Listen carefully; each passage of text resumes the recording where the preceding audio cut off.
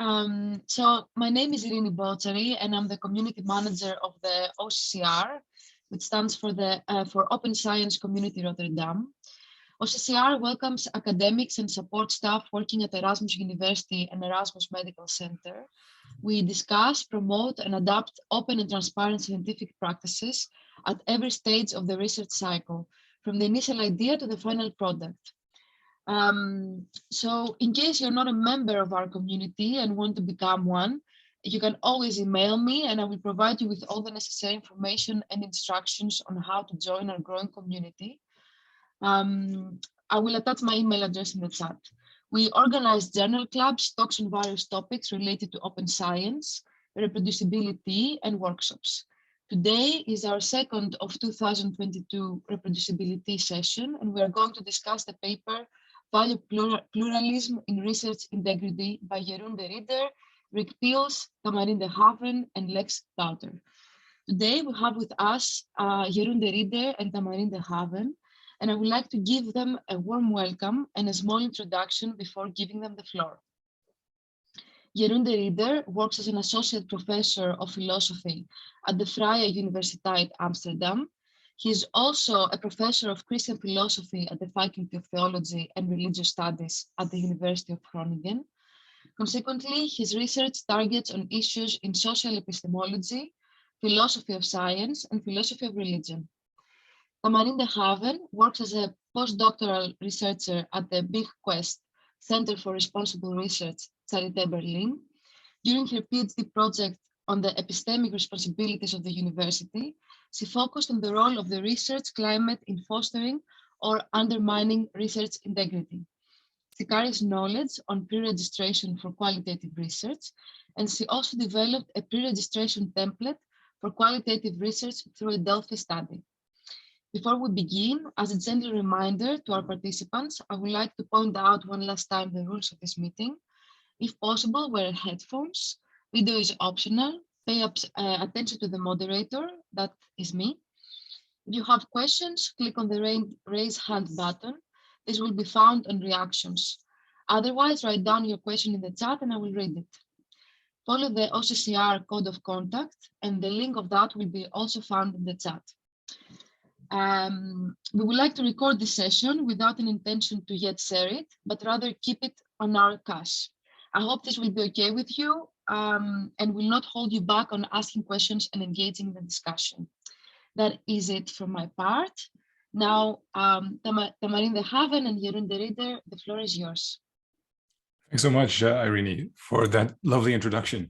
Yeah, it's our pleasure to be here. And we're going to talk you through our paper, Value Pluralism in Research Integrity. So let me share my slides, and then I'll wait. I can't do two things at once, so I'm going to share the slides and then continue talking because this is too hard.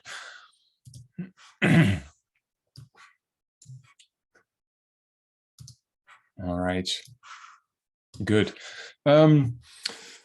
So value pluralism in research integrity. Let me tell you a little bit about the background of this paper first, before we get into the substance. So this paper grew out of a collaboration that we have at the Vrije Universiteit Amsterdam between philosophers on the one hand and research integrity researchers on the other. And that's been a very fruitful and interesting collaboration. And if you're interested in like how that works out for us, I mean, how we organize things, how we do things, and what we learn from each other, that's something we can address maybe later during the Q&A. But for us, this was very much sort of a fruitful interdisciplinary experience. And that's where this paper has its roots. So what we were interested in this paper is basically a very fundamental and perhaps philosophical question of what exactly is research integrity. I mean, this is a thing philosophers like to do. I mean, they ask lots of what is questions. So we were sort of trying to find out what the essence or the core or like the core ingredients are for research integrity. And So typically philosophers use a priori methods to think about these things. They basically sit in their armchair and think about what the essence of something is. But I mean, since this was an interdisciplinary collaboration, we decided to take a slightly different approach this time, and instead, take a more empirical approach by looking at codes of conduct for research integrity. Now, I assume that most of you will be familiar with codes of conduct for research integrity.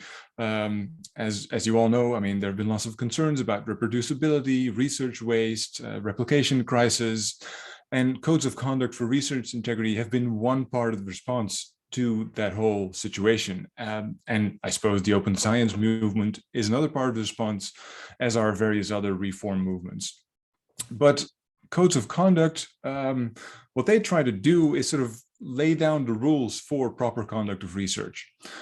And I mean, you can debate their effectiveness and these sorts of issues. That's not our concern here. We are interested in the conceptual question of what exactly do they say about what research integrity is. So the first step for this paper was, of course, to make a selection of codes that we were going to look at. And there's a lot of them, as you might know. So different parts of the world have their own codes. Different countries have their own code. Different disciplines sometimes have their own code. Professional communities or sort of disciplinary communities sometimes have their own code. Even individual universities sometimes. So this was sort of a tricky first step. And since we didn't plan on using like big data methods to analyze all the codes that there are, we had to make a relatively small sample, or had to come up with a relatively small sample. So what we did basically was think about, I mean, how can we come up with a relatively small set of codes that nonetheless is more or less representative for codes that are out there. So we basically looked at 3 criteria: geographical origin of the codes, and we looked for sort of a broad spread, so codes from all parts of the world, basically. Another criterion was independence. So we didn't want codes that sort of grew out of each other, right? Because that would sort of lead to double counting. And we wanted the most recent codes. So those are the 3 criteria that we came up with. And based on those criteria, we homed in on the codes that are there on your slide. So when you start to look at these codes, and I'll just show you an example to make it clear what I mean. When you start to look at these codes, you find pretty different sorts of things in there. So here's an example from the Netherlands Code of Conduct. It lists a number of core values, core principles. So they are honesty and scrupulousness, reliability, verifiability, impartiality, independence, and responsibility. And clearly, I mean, these are all good things, right? But what's also clear is that they're pretty different sort of things. At least, think about the first one, honesty. That sounds like sort of a moral value, right? A moral principle. To be honest to each other, clearly that's sort of a familiar idea from ethics. Reliability, on the other hand, well, I mean, you might sort of read that in a moral way if people sort of rely on each other, but it also has to do with sort of reliably coming up with true answers to research questions, right? And in that case, it's more of an epistemic value, so a value having to do with knowledge. Same thing for verifiability. Also looks like that's something that has to do with production of knowledge. So at least you find moral values in there, epistemic values. And when you dig deeper into these various codes, it turns out that there are at least 5 categories of values that you can distinguish. At least those are the ones that we found. So there are epistemic values and norms and principles. So these are values, norms, principles that have to do with knowledge, the production of knowledge and evidence and justification.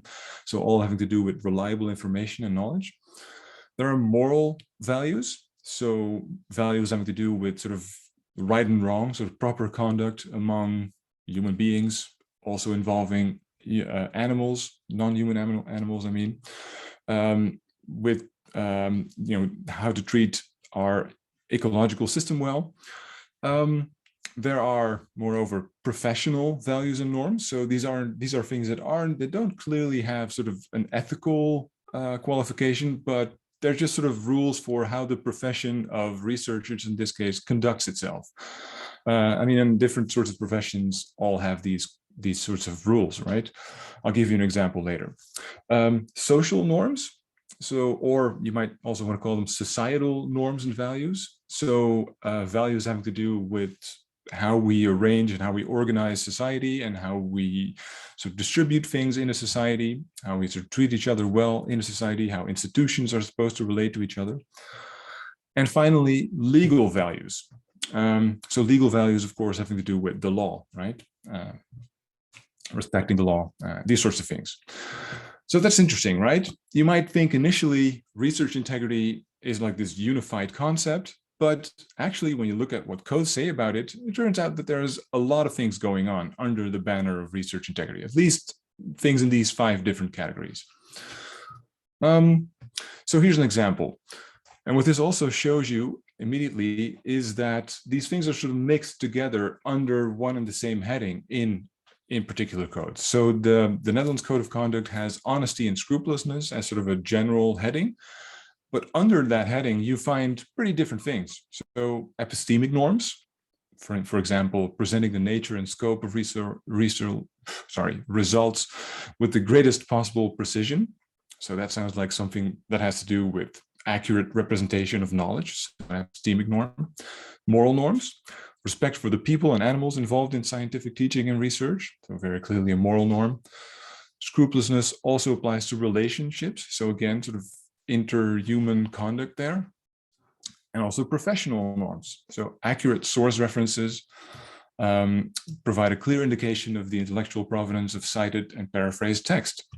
So, I mean, citing someone else's work, giving due credit, that's something we do as researchers because that's sort of an important principle in our society. I mean, it's not as if this couldn't have been otherwise, but this is how we distribute credit, right? This is how we value and honor people whose work has inspired us or whose work we build on. So this is just something we do as researchers. More or less similar for good mentorship, right? Also sort of a professional norm. So under one and the same heading, you find different sorts of values and principles. So far you might think, well, that's great. So there are different sorts of things. Terrific, right? I mean, the world is full of different sorts of things. So why does this matter? Well, it matters at least for the following reason. Sometimes these values in different categories can pull in different directions, right? I mean, it's not just a given that these things can all easily be combined and sort of unified into one direction, the direction of what research integrity is. Sometimes there are potential or real conflicts between these values from different categories. And here's an example. So on the one hand, codes contain epistemic norms that specify that we want maximum openness and transparency in science, in research. So researchers, research institutions, and organizations ensure access to data is as open as possible and as close as necessary. That's an epistemic norm. On the other hand, there are legal or professional norms having to do with privacy and secrecy. So the example there on the slide, researchers publish results and interpretations of research in an open, honest, transparent, and accurate manner, and respect confidentiality of data or findings when legitimately required to do so. Now, I want to be clear here on what we mean. I mean, when you read these two quotes, you might think, well, I mean, strictly speaking, there is no conflict there, right? And you would be right. I mean, strictly speaking, these codes are, they're pretty qualified and nuanced, right? They say as open as possible, as closed as necessary. And on the other side of the slide, it says, respect confidentiality when legitimately required to do so. So there are sort of clauses in there that give you sort of legitimate exceptions.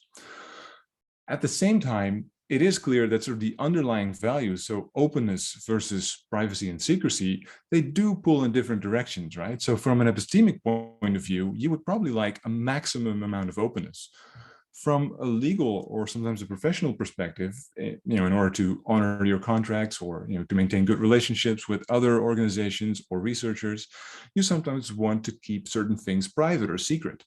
So there is a tension there. And the point is, it's not easy to make a trade-off between these things. right?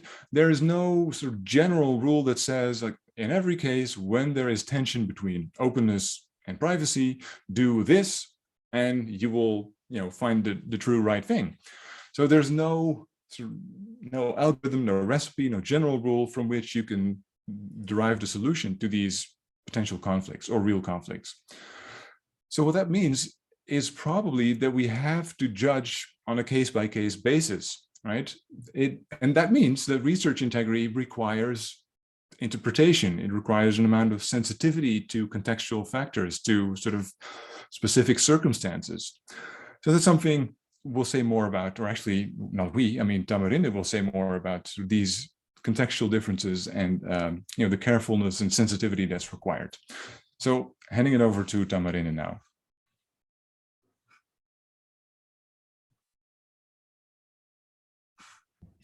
Thanks, Jeroen. So Jeroen already alluded to an example where we saw norms from different categories. But even within one category, we find that norms can pull in different directions and lead to conflicting prescriptions for how to act. So here on this slide, you see some of the epistemic values. And although they all have to do with knowledge, so you may think, okay, we're at least all looking in the same direction, that may not actually always be the case. So there are at least two potential epistemic values that give rise to potentially conflicting epistemic norms. And we didn't come up with those. They have a long history within epistemology, but they also have importance here because you'll see them come back. And that is that on the one hand, there is the epistemic value of maximizing true belief. And some norms, such as this example from the Australian Code of Conduct, refer to that. So it says that information will be presented truthfully, accurately, in proposing, conducting, and reporting on research, and any claims will be made justifiable and evidence-based. But on the other end is the epistemic value of minimizing false beliefs. And this example from the European Code of Conduct is about how, authors and publishers consider negative results as valid, to be as valid as positive findings. There's a huge debate about negative findings and they're important at this stage. And what this example aims to show is that inevitably there are going to be scenarios where norms, although they're both epistemic norms, those that more regard sort of novelty and creativity may favor publication, but there are also epistemic norms that are more about sort of carefulness that may really count against immediate publication here. And another example, it's a bit closer to what Jeroen was already alluding to, comes within the category of moral norms. So we also actually find a variety of moral norms that underscore the importance of openness and transparency. And here again is an example from the Australian Code where it talks about, research methodology, research findings and knowledge will be shared and communicated openly. But we also find norms that advocate privacy and just not being as open and transparent as we maybe could be about certain facts or certain data. So this code from Zimbabwe talks about or requires for provisions to be in place for protecting the confidentiality of personal data and respecting the privacy of subjects. So what this means to say is, from the point of view of openness and transparency, it may be best to review all data, but from the point of view of privacy and confidentiality, it's sometimes best not to do that. And again, here, we find no sort of clear way for how we should navigate this. And then you may wonder, well, surely someone clever thought about a way of navigating this, right? And, your plurality is very interesting, but can this not be overcome in some sort of way? And, one way of getting rid of that would be to come up with some sort of ordering of sorts, or some sort of measure of norm violation based on a common understanding of how serious something is. So basically a ranking. And there have been a few attempts out there, and one is sort of based on how prevalent a particular norm transgression is. So does it happen very often? And another one being how preventable is it? Was it sort of inevitable given the situation or not? But the problem here is that by themselves, measures like preventability or prevalence tell us nothing about the absolute or relative seriousness of the norm transgression. And something similar is happening in the second example. So you also find in the Dutch Code of Conduct that the degree of experience of the scholar is taken into account. And the idea here being that surely maybe if someone has just started their PhD, they might, make some norm transgressions. They were simply not aware that these were the highest standards at this point. Whereas we're less likely to have this excusable attitude if it regards a full professor, because there is the idea you should have known better, you've had years to educate yourself about this. But again, this implies nothing about how we should weigh the relative seriousness of, say, failing to grant a junior researcher that contributed to a project authorship versus hypothesizing after results are known. And the third example is actually something I've also used in my own work, but there's some legit critique here as well. And that's what we called importance. So here we try to combine how often does something happen, so how frequent is it, and we combine that with its impact, and then its impact on trust in science and on scientific truth finding.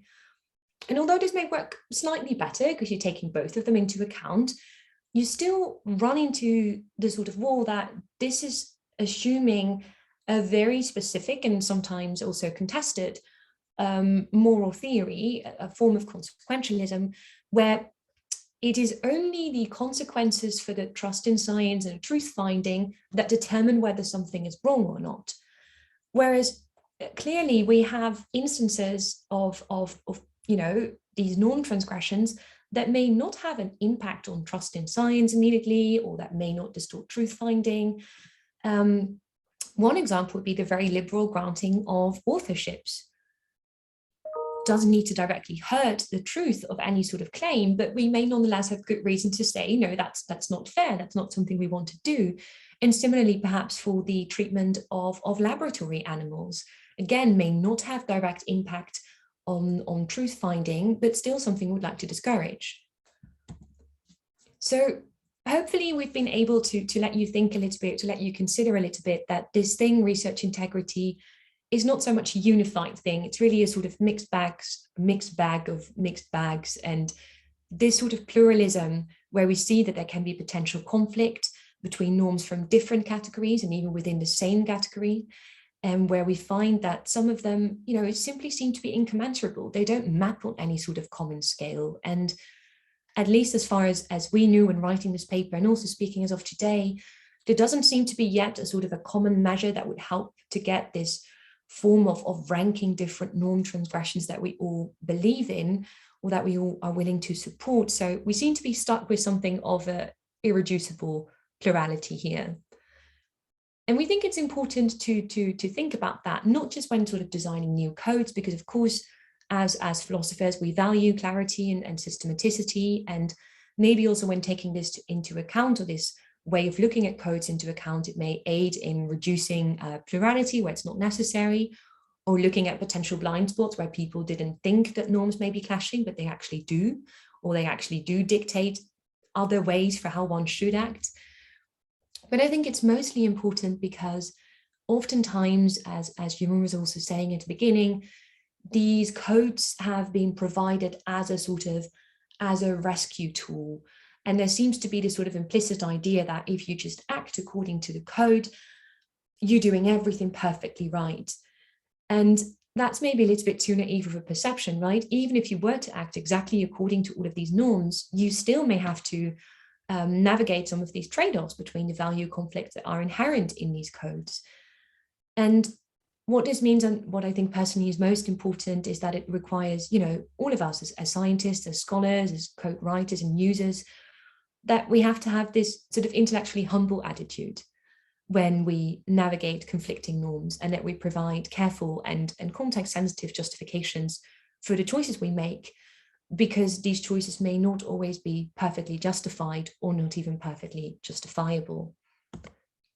And with that, we'd like to acknowledge the wonderful project that this paper was born out of, the Epistemic Responsibilities of the University, that was funded by the Templeton World Charity Centre and carried out at the Abraham Kuyper Centre. And we look forward to any questions.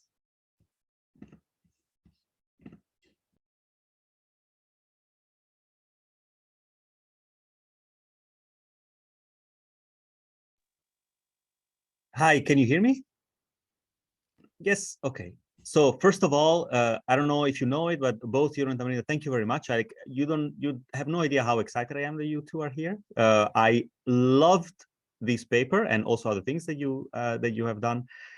And today you also, helped us, at least helped me qualify and clarify a little bit, some of the aspects of the paper that were a little bit, unclear to me. So having said that, which, like a fanboy aside, I would like to ask you a question that is a little more. So correct me if I'm wrong, but what I have implicitly understood is that in one way or another, you do not really question the sources, so you don't question the codes of conduct themselves. You take them at face value and then you examine them. So allow me to, like I'm definitely no expert in this, but allow me to challenge a bit that. So some codes of conduct contain principles that may not hold so well today, especially after, like 10, 15 years of research on meta science and research integrity. So just to give you an example, considering novelty of the intellectual contribution is something that is used in a code of conduct that you mentioned. I think it was the Australian one. I can't remember. But this has been linked to unreliable, unverifiable, unreplicable accumulation of knowledge. And this is also a reason why some researchers advocate for slow science, which can be argued is more, like congruent with some aspects of research integrity. So could this be one reason for the incommensurability of some aspects of these codes of conduct? So perhaps some are more up to date than others, and that's why we're seeing a bit of this discrepancy. Yeah, so that's a great question. So I'll respond to the fanboy part, and then Tamarinde can do the critical part. Oh, thanks. No, I'm kidding. I actually I do have thoughts. So if you allow me, Jeroen. Yeah, go ahead. Yeah. So I think, first of all, it's interesting that you mentioned a sort of recency of this, right? And you picked up on the Australian one, and actually the Australian one is one of the still more recent ones. There's been a lot of revisions going on in 2016, 2017 in Australia. And some of the others were actually much older. So maybe, although I'm not also exactly sure if that was the example, but I think some of those things have been incorporated. I think as to your remark on novelty and sort of this idea that this whole maybe novelty fetish, or at least a whole thing with, wanting to be the first and wanting to claim priority and the perverse effects that has indeed been linked to slow science. But you also have to see it in the light that there is still also the people that would do slow science are not against sort of novelty, having novelty as a value, right? There is much more of a critique as to how we, as a consequence, reward those that were first, and how we still seem to be, working in a system where, priority just matters. And if you come second, even though your work may have been much more rigorous, we don't sort of care as much. So yes, to your question, that may be incommensurable, but a little bit of a defense that those people that wrote the codes and that pointed at novelty being a value, therein didn't say, and therefore that is the sort of only thing we should focus on. And that makes it so interesting, and that makes it, a prescription that cannot always be put on any situation. Jeroen. Yeah. So this is great.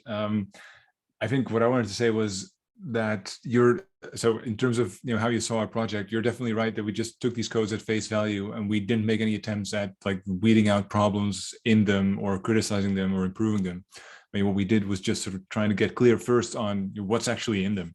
And then, I mean, a next step would really be to try if they could be, perhaps simplified, if, they could be made more rigorous by maybe sort of distinguishing these different kinds of values and, identifying potential points of conflict. And I mean, I do think your remark sort of in general is a very valuable one. We've certainly learned a lot in recent years about, risk factors for unreliable science, sort of typical practices, factors that lead to poorly reproducing research. So yeah, I mean, it's a good idea to sort of revisit these codes and, you know, to check to what extent they're up to snuff on the latest empirical insights into these issues. I don't know if that's being done. I mean, I would hope so, but they're currently busy with the Dutch one. Ah, there you go.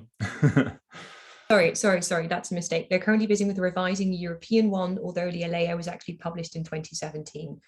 So Right. it's something that you do see happening. Yeah.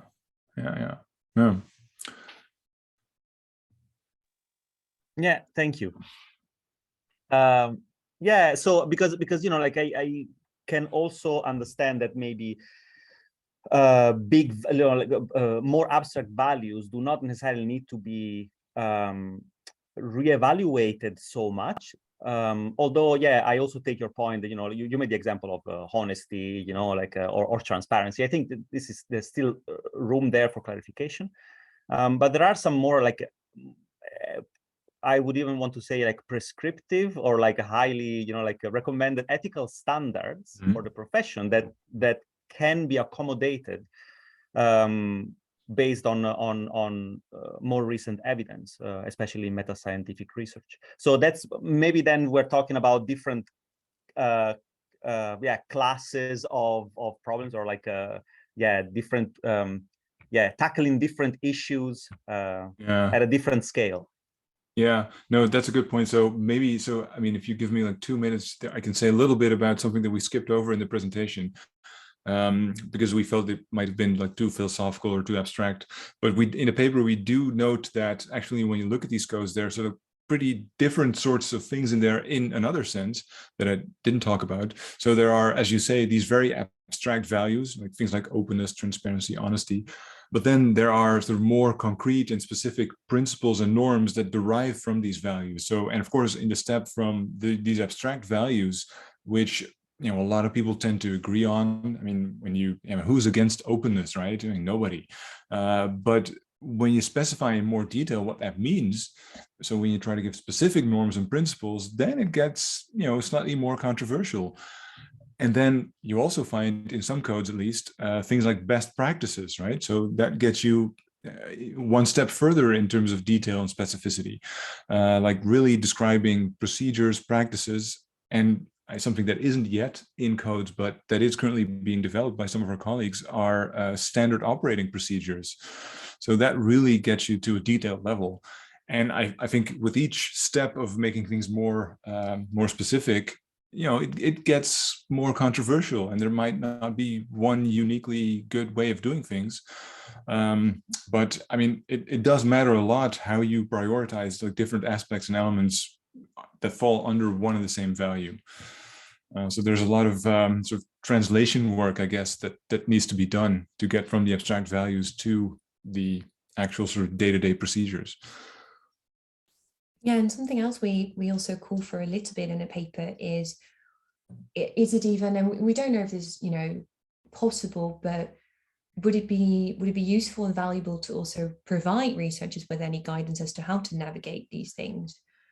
Especially maybe if we talk about the sort of more concrete cases, can any sort of guidance there be provided? And it's not as if we have them, you know, lying about, but it is something that we also, you know, ask ourselves towards the end of that paper, like, would developing such a thing be possible, in particular because we seem to already get better at the steps of getting to more and more concrete. So then you would hope that such guidance could also be feasible. Yeah. I mean, it gets more and more complicated too, right? Because at that level of detail, it's probably going to be different for different disciplines, right? When you give guidelines for biology, it's going to be different from those in psychology, you know, let alone history or theology. Yeah, that's interesting that you mentioned this, because that's exactly what I was thinking about. So that's, you know, in my job, I provide training and support, and I realize that I can do it much better for some disciplines and for some methodologies compared to others. So I also have to educate myself. And so this also means that possible guidelines would have to be contextualized. which is something that I think many people involved in training understand, and maybe even in education at a broader level understand. But so that would lead me to my next question. I am monopolizing everything just because I don't see any other hands, but otherwise I'll just shut up. So I'll keep talking until somebody just hits me with a club or something. So allow me to take the more pragmatic perspective of preventing research misconduct and even punishing research misconduct. This is something that I'm particularly interested in, because I am of the opinion that education is the most important thing, but it takes a long time. And so my question is always like, how much time are we willing to wait until, and how much damage are we willing to endure until, things regularize a little bit or change at a systemic level? So can we find some agreement among these codes of conduct, for example, or if we don't want to talk about codes of conduct, then maybe like some values or some ethical standards that allow us to have clear rules that are valid and that can be enforced in 80% of the cases. So imagine that regardless of your discipline, that if you do this particular thing, no matter what, you're going to be sanctioned. I don't want to trivialize it, but you see where I'm getting at. So having a bit more clarity also for policy enforcement. Yeah. So, I mean, I think there's two things we need to distinguish here. So one is, I mean, can we reach agreement on whether certain, practices, things, actions are definitely wrong, and, how wrong are they? So that's one thing. But another question is, do we actually want to or need to sanction people who do these things? And we may think, it's clear that this is definitely wrong. But, if it's, a first-year PhD candidate or a second year who might not, be fully aware, then we might have good reasons not to sanction that person. So I think these two things are definitely different. So in terms of deciding whether or not we sanction someone, I mean, a lot of other factors come into play besides the wrongness of what has been done. And then, in terms of reaching agreement on, I mean, there is some agreement, right? It's like the big three bad things, right? FFP. Yeah, and then I would actually say there's agreement on two of them. I would say there's a fairly shared agreement on both falsification of data and fabrication of data. Also, if we look at the sort of cases that are made public in the Office of Research Integrity in the US, those are typically the cases that are made public. And also, if we have scandals in the Netherlands, then it also is much more often those. And it has to do with what we were referring to earlier, right? That is, in those cases, there is a very, very profound impact on the sort of truth of the knowledge claims and also the trust in science, because, hey, it cannot just be that the scientists we fund with public money just confabulate whatever they want. So there we sort of see that. What I wanted to say, okay, first, to your remark of education, that's a tricky one as well, right? Because I think we are struggling both in the fields of research integrity as well as reproducibility, as well as open science, to also say something very meaningful about how effective are our educational approaches and which are most effective, and how we even reasonably quantify the effectiveness of all of the educational outreach and training that we're doing. So first, it's very important, but it's a big open question. And to your point of sanctions, it's also interesting, and it depends a little bit on what is the perspective you're coming from, right? So all of these codes in their own right have particular sets of rules as to also how to deal with, there is an elite case of misconduct, what should be happening. And what I always find interesting is science in that sense is this sort of self-regulating profession, right? So it's often a committee in a university where the scientist is working, that is built up and is done in a very careful way, etc. And there are only sort of two other professions where I can think of that sort of happens. That would be like lawyers, or maybe also medical doctors, right? That also have their sort of own internal mini courts, if you will, of what happens if someone commits a professional breach. And if you compare those sort of side by side, then the scientist or the researcher one and the ones about research integrity are, I wouldn't say underdeveloped, but definitely much less detailed than those in other professions, which also leaves, again, room for openness and interpretation in what is this and how can this be done in a meaningful way. And then the final question would be, because you seem to be assuming that one of the things that we should do is, or that in some case it may be justified to punish someone. And then the other question that I think is particularly important is in this sort of era where everything is so public, and sometimes if people are, if people think there might be something wrong, that is already publicized and you're sort of convicted before the crime is even investigated. What is it that we do as a community to also reintegrate people? Should it be ungrounded? Or reintegrate people should they want to? And what do we think about that? And I don't think we have very, very good answers to those yet.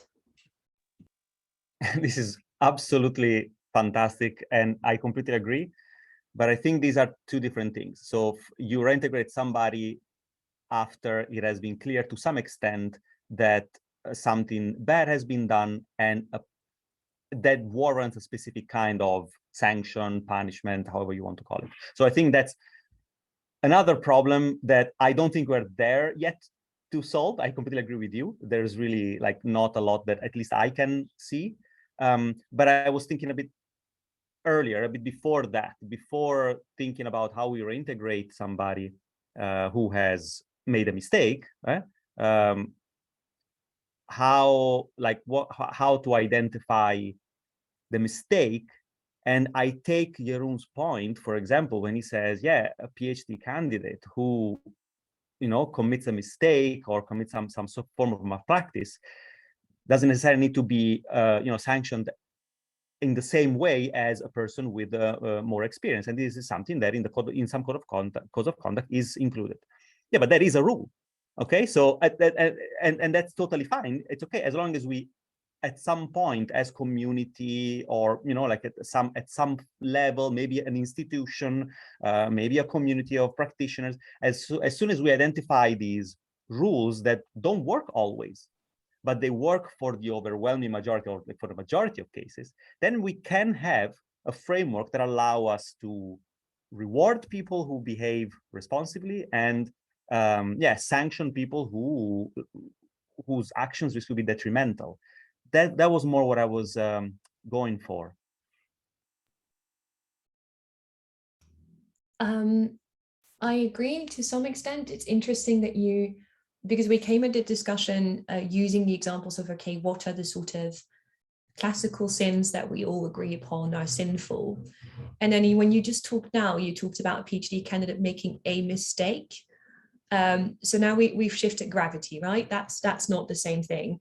And it's also something where I think it's actually very meaningful to not always take this sort of almost criminological framework, right? And there are other settings currently where people are talking about what would be good error or mistake reporting systems here, so that things maybe don't need to sort of become all the way blown up, but how can we also learn from different mistakes that people make to maybe improve the practices among our community in our particular lab or in our particular department, and what are good ways to sort of do that. So I think in particular when it comes to, and mistake here is a very, very tricky word, right? Because especially if we move a little bit more to the sort of empirical sciences and how to best analyze a particular data set, it becomes very hard to say if is something a mistake or is something like a different judgment as to what sort of should be done. So that's what I find very tricky here. So from what I hear, it sounds also a lot to me that so like mistakes from a PhD student or even from a highly qualified professor can happen at any point, as long as there's no this community taking in, seeing what's going on, what are the rules, like to be reminded even of rules.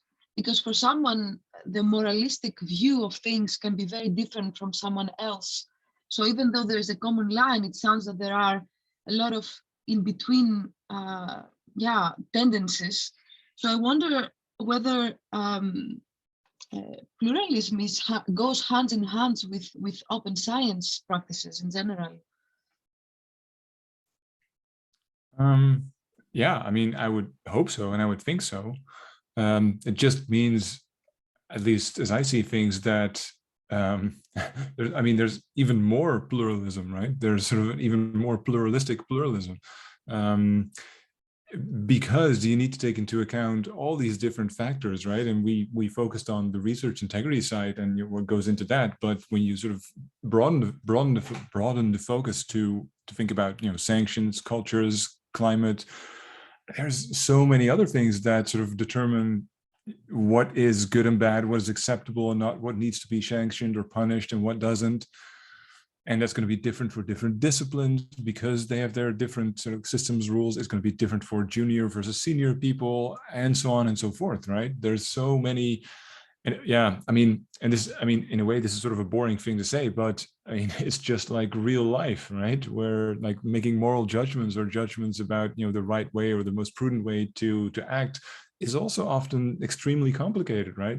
Depends on so many factors, context sensitive, relative to circumstances, individuals, cultures. This is super unhelpful, but I think it's the truth, right? At least it has that going for it.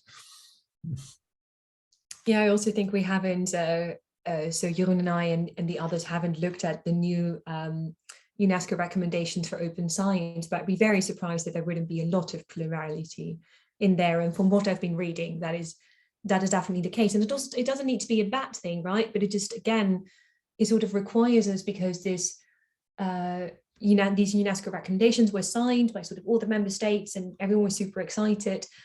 But it then, of course, also begs the question of if it's so open that everyone sort of signed right away, is it then also going to enforce anything? Is anything going to happen? Or is it also a way of just saying, yes, I check the box, I'm also pro this movement, and now nothing's going to change? And very similar to research integrity, right? We do a lot of, or at least I remember in my university and also in other universities, when people get handed their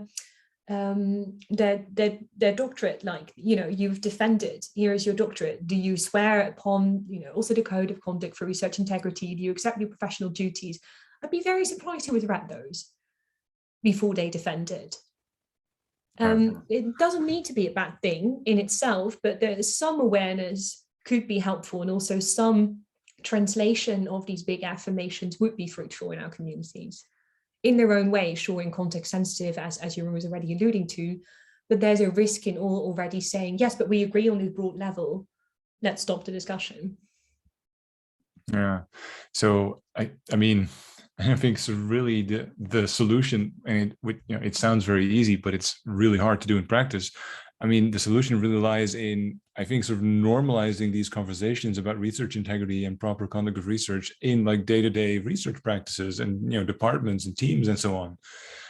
If team leaders or senior people in the team sort of set the example in that way, I think that makes a huge difference, right? If it's clear that we can discuss research integrity and we sometimes take decisions that hurt ourselves a little bit, but we think they're the right decisions because of integrity. These sorts of things really make a difference to real research integrity, rather than like codes and signing documents. And yeah, it's funny because, well, at least my impression is that like we talk about research integrity when something goes wrong, which is absolutely not, doesn't need to be like that, but there are some initiatives, for example, I don't want to toot my own horn, right? So, or my institution, my own institution's horn, but the dilemma game developed at Erasmus University is really used a lot also for, during research integrity training. I participated in one this morning. And it is used to spark a debate, not to provide solutions, but to spark a debate, and to also familiarize people with the Netherlands Code of Conduct. Yeah. Do you mind if I ask another question? Because I've got you here. Might be the last one, because unless somebody else wants to ask a question. No, I don't see anybody. Okay, so I'll just do it. I'll be super selfish. So I think I was thinking again about what Tamarinde was talking about, and especially the fact that especially violation of research integrity is somehow, well, is kept within the boundaries of the profession. For example, there are, you know, like other professors or other researchers that try to evaluate whether specific conduct follows or does not follow the code of conduct or like a research integrity principles. I can't seem to shake the impression that there is some form of conflict of interest there, in the sense that how can members of a community be really 100% impartial, or at least 100%, let's say impartial in evaluating these kind of violations. And this ties in with the fact that in the overwhelming majority of cases, researchers who work in public institutions are public servants. So do we really need to be evaluated? I mean, of course, experts should evaluate experts, don't get me wrong, but do we incorporate, so how important, I think it's important that we somehow remind ourselves that whatever we do has consequences also outside of academia. So how do we deal with this? How do we deal with violations of code of conduct or research integrity principles that have an impact outside of academic environments? So two things, right? So some of them have actually, or some cases have actually been moved to formal courts, and particularly when it would be like fraudulent behavior. This has sometimes been the case, but then it's much more often at a later stage when it came to then, to, for example, patents or money that was all of a sudden missing. So some actions related to this have made it to formal court. And as to, because I think part of the tension is also then, you know, should we bring in others to evaluate us, which some people would find very reasonable, right? Because it's like, we always use examples of is the butcher going to sort of look at its own meat and say this is good and this is not good. And it's what some people from the outside also may perceive, which is, I think, also one of the reasons why I find it tremendously interesting that there's now also more and more research done as to how does the general public view these sort of issues and what do they find important. And I would, this is a very personal opinion, I would see no harm in partially maybe involving also citizens in that process of how should we look at these sort of breaches. You shouldn't sort of do it all by themselves. There's real virtue in having experts there, but letting others that ultimately are supposed to, members from society that are supposed to benefit from academic knowledge, partake in those decisions as to how we move forward with sanction, etc. To me, not something I'm immediately opposed to. Yeah, I don't know if I have much to add to that. I mean, I certainly see the worry that you're expressing about conflicts of interest. And I mean, I just don't know that. I mean, this is probably a worry that's not unique to like judging, sort of making judgments about misconduct in academia. I mean, it happens everywhere, right? On the one hand, you want someone who's an expert, as you say. You also want someone who isn't too closely involved. And also, I mean, another thing that's important, you can't like hire an external agency or a consultant to investigate like minor issues, right? Because that's just going to blow everything up and it might hurt people's reputation when there really is no cause. At the same time, I mean, sometimes there is cause, and how do you, I mean, you can't really know in advance. So there, it's,